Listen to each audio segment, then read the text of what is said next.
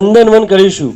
અમારી જેટલી કેપેસિટી તાકાત હતી, જેટલું થતું હતું એટલું તો અમે કર્યું। શહીદ બાગમાં સરસ ગ્રીનરી કરી, અહીંયા પણ અમારી એક ઈચ્છા હતી બગીચો બને તો એ પણ અમે કર્યું।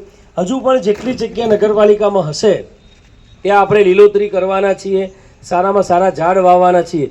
પણ નગરપાલિકા બહાર પણ કરીશું તો ત્યાં ઉછળશે, મોટું થશે અને તમારો પ્રયત્ન અને મહેનત કરેલી એ એળે આવશે।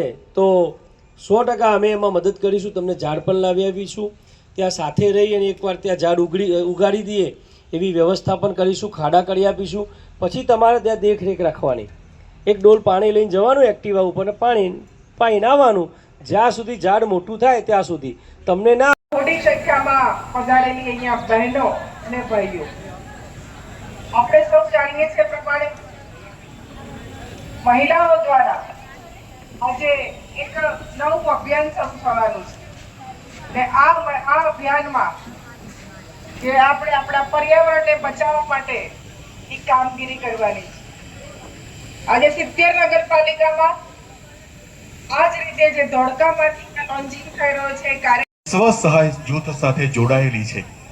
1.5 લાખ કરતા પણ વધુ વૃક્ષો આજના ગુજરાતમાં નવીન ગુજરાતના બનાવવાના પ્રયત્નો સાથે આજે આપણે ભેગા થયા છીએ।